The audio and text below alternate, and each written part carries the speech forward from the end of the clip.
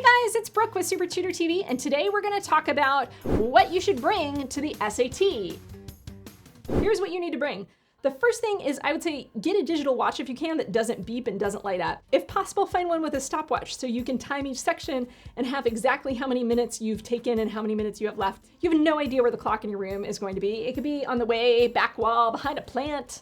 So bring a watch, make sure it doesn't beep or you could get thrown out. That would be really not awesome. Number two is number 2 pencils. When you bring number 2 pencils, you need to have the old-fashioned wooden kind, not the mechanical kind. If you have mechanical pencils, your proctor may confiscate them from you or ask you to put them away. What that means is you may be left to the will of the gods in terms of what pencil you might be able to come up with. It might be a tiny golf pencil. So I highly recommend that you get the wooden official number 2 pencils. I usually recommend that you sharpen them at different sharpnesses. So I'll have a pretty sharp pencil for my essay, and then I'll have duller ones for the bubbling sections, the reading and the rating, and then a math pencil I'll do in between. So it's a little bit sharp so I can do the problems neatly, but it's dull enough that I can bubble more quickly. If you have a slightly dull pencil, it bubbles slightly faster. And who knows, those extra 30 seconds could come in handy. So there you go, there's my pencil lead tips. Next, if possible, bring a handy little pencil sharpener. If you don't have one, it's not the end of the world, but then just make sure you bring more sharpened pencils or ask at the beginning of the test to sharpen some pencils. And I also recommend that you bring a separate soft eraser. If you've ever tried erasing with those really difficult pink erasers that are at the back end of so many number 2 pencils, they do more harm than good. They can smudge your entire answer sheet and create disasters. So definitely bring a good, nice, soft eraser.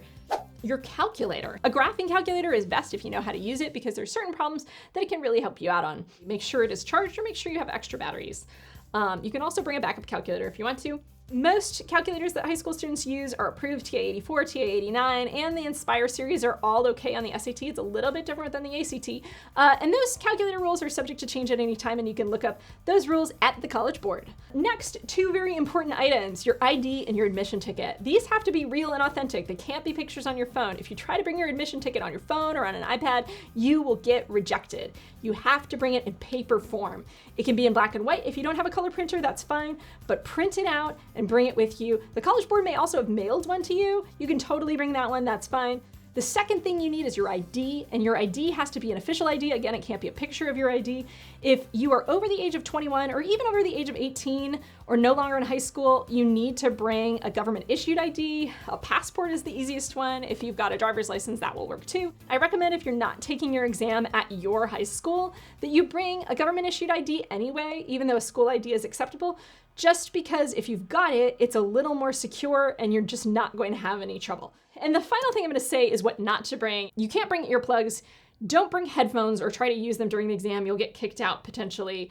And finally, definitely don't bring your cell phone. I have actually had a student whose cell phone was off and in her backpack, but it was visible. And she actually got kicked out of the exam and her entire score canceled. If you really have to bring your cell phone, if mom's picking you up afterwards and she has no idea what time you're going to be done, bring a bag, put the phone at the bottom of the bag where no one can see it, turn it off. Do not turn it on in the bathroom at breaks. That can get you kicked out. Just be really careful with the whole cell phone thing. You do not want to have to sit through this test all over again. There's one more thing actually that I didn't mention that you should bring with you, and that is food. Food is wonderful. Since the 1960s, studies have shown that kids who eat breakfast do better on standardized math tests than kids who do not. So my advice to you is bring mega snacks.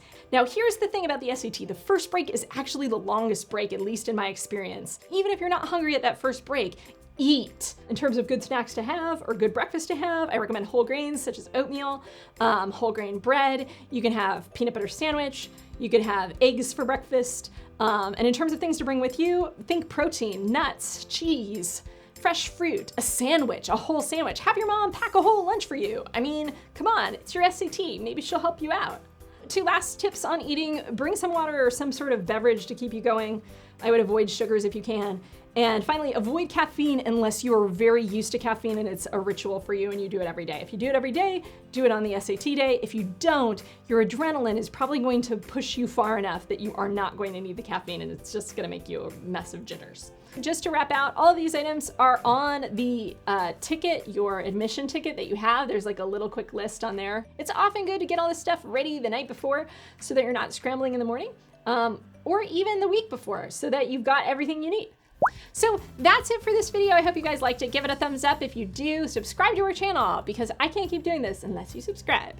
You can like us on Facebook, you can follow us on Twitter, you can look me up on Quora, or you can visit our website, SupertutorTV.com. We've got an awesome blog and a mailing list there you can sign up for. I hope I will see you all next time, and good luck on the SAT.